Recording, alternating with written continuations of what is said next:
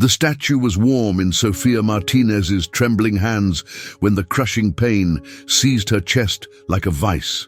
At 16, she had never felt anything like this, a fire spreading through her ribs, stealing her breath, dropping her to her knees beside her bedroom window.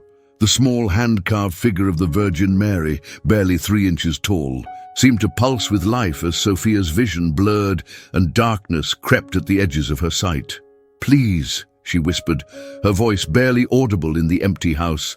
"Abuela Rosa said you would hear me. Please don't let me die alone."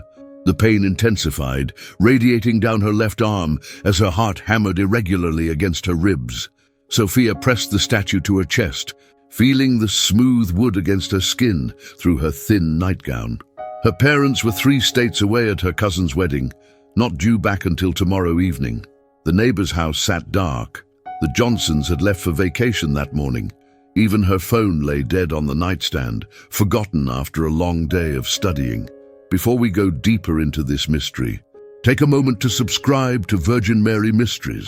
Stories like this are too powerful to experience alone. Where are you watching from tonight? Comment below and share a prayer for Sofia. Sometimes our prayers reach further than we know. As consciousness began slipping away, Sofia managed one final whispered plea. "If you can hear me, Blessed Mother, send someone, anyone."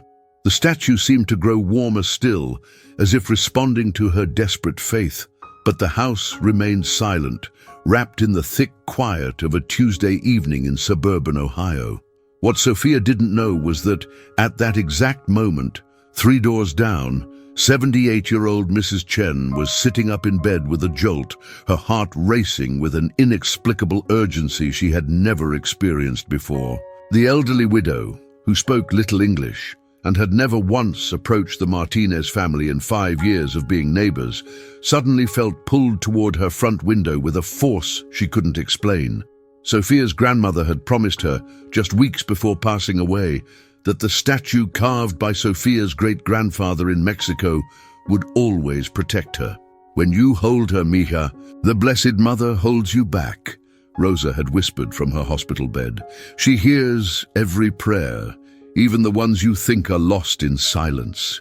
Now, as Sofia's strength faded and her prayers seemed to echo unanswered in the empty house, that promise was about to be tested in ways none of them could have imagined. The wooden Virgin Mary statue, worn smooth by generations of faithful hands, seemed to shimmer in the moonlight streaming through Sofia's bedroom window. But who, or what, was really listening to Sofia's desperate cries for help in her darkest hour? Sofia Elena Martinez had inherited more than just her grandmother's eyes and her love of old Mexican lullabies. 6 months ago, when Rosa Martinez took her final breath in the sterile quiet of St. Mary's Hospital, she had pressed the small wooden statue into Sofia's palm with fingers that trembled but held firm purpose. "This was carved by your bisabuelo Joaquin in 1943, Rosa had whispered, her voice thin but unwavering. "When the doctors said I would never have children, I prayed to this little virgin every night. Your grandfather was born 9 months later." She had smiled then, her weathered hands covering Sofia's young ones. "She has protected our family through everything, mija. Wars, poverty, heartbreak, sickness. Now she protects you." But protection felt like an empty promise in the months that followed. Sofia, an honor student who had never given her parents a moment's worry, found herself questioning everything Rosa had taught her about faith and divine intervention. Why hadn't the Virgin Mary protected Rosa from the cancer that ate away at her strength? Why did good people suffer while others seemed untouched by tragedy? The heart palpitations had started 3 weeks after the funeral. Dr. Morrison, their family physician, had attributed them to grief and stress, prescribing rest and counseling. But Sofia knew something deeper was wrong, a fluttering irregularity that left her breathless during volleyball practice and dizzy during chemistry tests. She had hidden the symptoms from her parents, Elena and Miguel, not wanting to add to their own grief over losing Rosa. What none of them knew was that Sofia carried a genetic heart condition passed down through Rosa's bloodline. a silent defect that could remain dormant for years before suddenly announcing itself with devastating consequences. Rosa herself had lived 74 years without knowing she carried the same genetic marker that now threatened her beloved granddaughter's life. In the evenings, when homework was finished and her parents assumed she was sleeping, Sophia would hold the statue and whisper the prayers Rosa had taught her. Sometimes she felt foolish, a modern teenager talking to a piece of wood, but there were moments, quiet, sacred moments, when warmth seemed to emanate from the carved figure, and Sophia could almost hear her grandmother's voice echoing the ancient words. Dios te salve Maria, llena eres de gracia. The statue itself told a story of faith spanning generations. Joaquin Martinez had carved it during World War II, when his eldest son was fighting in the Pacific, and food rationing left the family surviving on beans and prayers. Each delicate fold of the Virgin's robe had been shaped while he whispered petitions for his son's safe return. The wood, taken from a tree blessed by the village priest, had been polished smooth by decades of faithful hands seeking comfort in times of darkness. Rosa had carried it through her own trials: 3 miscarriages before Miguel's birth, the heartbreak of widowhood, and finally the cancer diagnosis that would claim her life. Through each crisis, she had found solace in the gentle expression carved into the Virgin's face, believing absolutely that her prayers were heard and answered, even when the answers came in forms she hadn't expected. Now, as Sophia lay unconscious on her bedroom floor, that same statue rested against her slowing heart, its worn surface warming against her skin in ways that defied natural explanation. But was faith alone enough to bridge the gap between a teenager's desperate prayer and the miracle she so desperately needed? Mrs. Chen had lived on Maple Street for 23 years, and in all that time, she had never once knocked on a neighbor's door. The elderly widow kept to herself, tending her garden and watching Chinese dramas, content in her solitude. Her English remained limited, and she preferred the safety of routine to awkward conversations with families she barely knew. But at 9:47 p.m. on that Tuesday evening, something unprecedented happened. Mrs. Chen sat bolt upright in her recliner, her heart hammering with inexplicable urgency. The television droned on, but she couldn't focus on the familiar dialogue.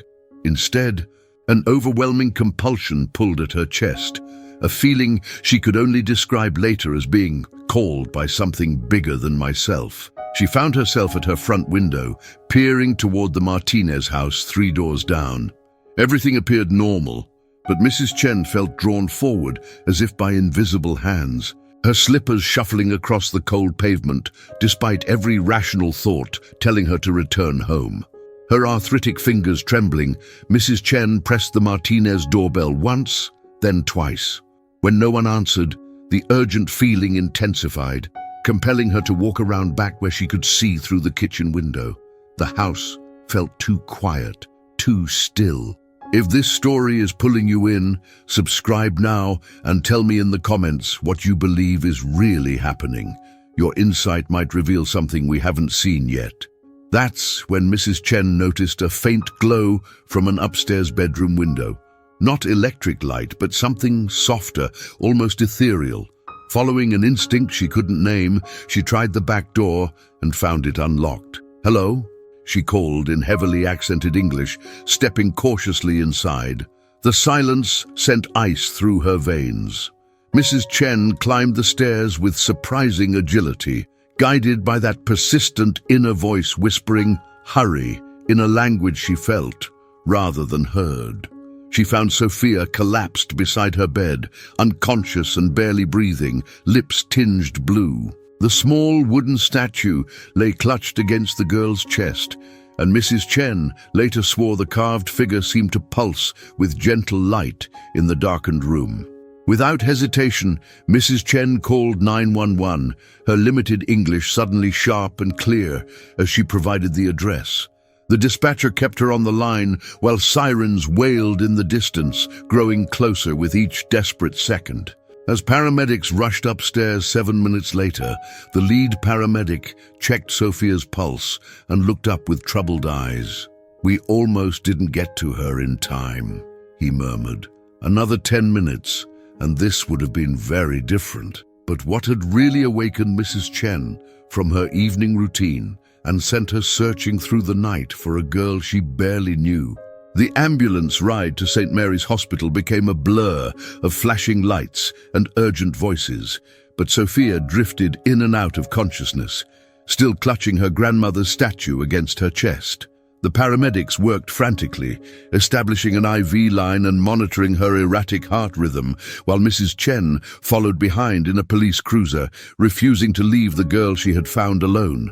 In the emergency room, Dr. Sarah Williams immediately recognized the severity of Sophia's condition. The teenager's heart rate spiked dangerously before suddenly dropping to almost nothing, triggering alarms throughout the cardiac unit. "We're losing her," Dr. Williams announced to her team, as Sophia's monitor showed a flat line that stretched across the screen for what felt like an eternity. 47 seconds. That's how long Sophia's heart stopped beating, according to the precise digital readout that would later be documented in her medical file. 47 seconds of clinical death, while the medical team worked desperately to restore her pulse through CPR and emergency medications. But for Sophia, those 47 seconds felt like hours spent in the most peaceful place she had ever known. She later described the experience to her parents with a clarity that left them speechless, a gentle presence surrounding her, arms wrapped in flowing blue fabric, holding her with maternal tenderness while whispering words of comfort she felt rather than heard. "I wasn't afraid," Sophia would tell them later, tears flowing down her cheeks. "She was there with me, just like Abuela Rosa promised she would be. I felt so safe, so loved, and I just knew, that I was going to be okay." When Sophia's heart suddenly resumed its normal rhythm, at 11:34 p.m., Dr. Williams and her team exchanged bewildered glances. In 20 years of emergency medicine, she had never witnessed such a rapid stabilization following cardiac arrest in a teenager. Sophia's vital signs not only returned to normal, but appeared stronger than when she had arrived. "It's medically unprecedented," Dr. Williams later confided to the night nurse. "Her heart function is actually improving by the hour. I've never seen anything like it." 3 states away, Sophia's parents received the hospital's call at 11:45 p.m., just as they were preparing for bed in their hotel room. Elena Martinez dropped to her knees beside the phone, clutching her rosary beads with trembling fingers, while Miguel paced frantically, trying to process the impossible news that their healthy daughter was fighting for her life. "We have to get home," Eleanor whispered through her tears, her voice breaking with each word. "Rosa's statue. She needs Rosa's statue." "She has it, mi amor," Miguel said softly, kneeling beside his wife. Mrs. Chen said Sophia was holding it when she found her. The earliest flight they could secure was 6 a.m., leaving them with endless hours of prayer and worry. But as they knelt together in their hotel room, something remarkable was happening back in Ohio. Sophia was not only surviving, she was healing in ways that defied medical explanation. By midnight, her heart rhythm had stabilized completely. By 1 a.m., her color had returned to normal. By 2 a.m., she was conscious and asking for water, stunning the night staff with her rapid recovery. But what had really happened during those 47 seconds when Sophia's heart lay still? And why did her healing seem to accelerate with each passing hour? By dawn, Sophia's recovery had begun puzzling the medical staff at St. Mary's Hospital. What should have been a prolonged cardiac crisis had transformed into what Dr. Williams could only describe as remarkable healing. But the true magnitude of divine protection was about to reveal itself through a series of incidents that would leave everyone questioning the boundaries between coincidence and miracle. The first intervention came at 7:30 a.m. when Nurse Patricia Gonzalez was preparing Sophia's morning medications. A 20-year veteran, Patricia had administered the same heart medication thousands of times. But as she approached Sophia's bedside, an inexplicable uneasiness stopped her cold. I felt this overwhelming need to double-check everything, Patricia later explained. Something inside me was screaming to stop. That inner voice saved Sophia's life. Buried deep in her medical records was a severe allergy notation that had been missed during emergency admission. The medication could have triggered anaphylactic shock, potentially fatal in Sophia's compromised condition. The second miraculous intervention occurred in the hospital's computer system. Sophia's cardiac enzyme tests had been lost in a glitch, affecting only her file among hundreds processed that morning. Technician Marcus Thompson felt compelled to manually rush Sophia's samples through the lab, despite having no official reason to prioritize them. "I can't explain why," Marcus admitted. "I just had this sense that time was crucial for this patient." The results revealed crucial information about Sophia's genetic condition, allowing Dr. Williams to adjust treatment hours earlier than possible otherwise. Without that data, Sophia's condition could have deteriorated rapidly. Meanwhile, Miguel and Elena Martinez were experiencing their own unexplained blessings. Despite being told all flights to Ohio were booked for the holiday weekend, Elena's desperate airline call resulted in 2 last-minute cancellations becoming available just as she hung up. The booking agent said she'd never seen anything like it, Elena later recounted. 2 seats opened on the exact flight we needed at the exact moment I called. But perhaps the most profound intervention came through Mrs. Chen, the elderly neighbor, who had returned to the hospital despite exhaustion, found herself drawn to the chapel at 8 a.m. There, kneeling before a Virgin Mary statue remarkably similar to Sophia's, Mrs. Chen began praying in Cantonese for the girl she barely knew. As her prayers filled the quiet chapel, something extraordinary happened in Sophia's room 3 floors above. Her heart monitor, which had shown irregular patterns since arrival, suddenly displayed the steady, strong rhythm of a completely healthy heart. The nursing staff gathered around Sophia's bedside, staring at readings that defied medical logic. But the most inexplicable detail was yet to be discovered. What connection existed between Mrs. Chen's prayers in the chapel and Sophia's sudden cardiac improvement? And why did these miraculous interventions keep multiplying with each passing hour? Elena and Miguel Martinez arrived at St. Mary's Hospital at 11:30 a.m., their faces etched with exhaustion from the emergency flight and sleepless night of prayer. But nothing could have prepared them for the sight that greeted them in Sophia's room. Their daughter, who should have been fighting for her life, sat propped against her pillows, color returned to her cheeks, holding Rosa's wooden statue with a serenity that took their breath away. "Mija," Elena whispered, tears streaming down her face as she gathered Sophia into her arms. "We thought we might lose you." "I was never really in danger, Mama," Sophia replied softly, her voice carrying a maturity that seemed to have emerged overnight. "She was with me the whole time, Abuela Rosa and someone else, someone who felt like pure love." Dr. Williams had scheduled Sophia for cardiac surgery the following morning, explaining that while her immediate crisis had passed, the underlying genetic condition required surgical correction to prevent future episodes. The procedure was complex but necessary, involving delicate repair work on her heart's electrical system. That evening, as visiting hours ended and the hospital settled into its nighttime rhythm, something extraordinary began unfolding in the Martinez family. Miguel, who hadn't prayed the rosary since his own childhood, found himself kneeling beside Sophia's bed as she held her grandmother's statue. Elena joined them, pulling out the rosary beads she had carried in her purse but rarely used. "Dios te salve, Maria, llena eres de gracia," Sophia began, her young voice leading the ancient prayer with surprising confidence. As her parents joined in, their voices harmonizing with the familiar Spanish words, a profound peace settled over the room that the night nurses later described as almost tangible. This is, for the first time since Rosa's death, the family felt complete again, united not just by crisis, but by renewed faith. Miguel found himself remembering his mother's bedtime prayers, the way she had taught him to find comfort in Mary's maternal protection. Elena rediscovered the deep well of spirituality that had sustained her through childhood but had been buried under years of busy modern life. But Sophia experienced something even more profound as midnight approached. Still holding the wooden statue against her heart, she felt her grandmother's presence so strongly that she could almost smell Rosa's lavender perfume. In that sacred moment, fear about the upcoming surgery simply melted away, replaced by absolute certainty that she was wrapped in divine protection. "I can feel her.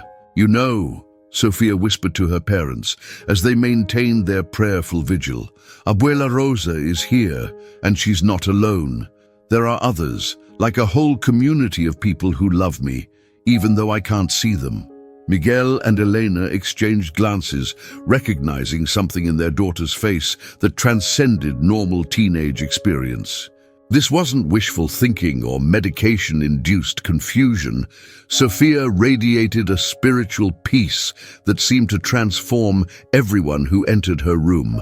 As the family continued their prayers through the night, nurses began noticing that Sophia's pre-surgical vital signs were not only stable, but remarkably strong. Her heart rhythm displayed the steady pattern of someone in perfect health, despite the genetic condition that required correction. But as dawn approached and surgery time drew near, the most challenging test of faith was yet to come. Would the divine protection that had carried Sophia this far extend into the operating room, where human skill and heavenly intervention would need to work together?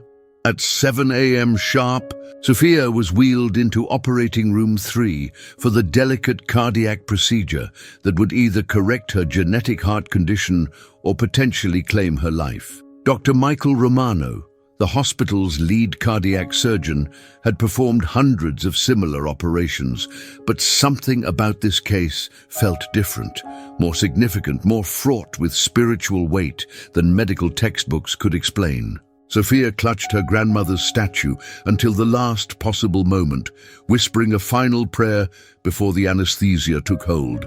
"Watch over the doctor's hands, Blessed Mother. Guide him like you guided Mrs. Chen to find me." Elena and Miguel joined Mrs. Chen and a growing number of hospital staff in the surgical waiting area, their rosary beads clicking softly as they maintained constant prayer throughout the procedure.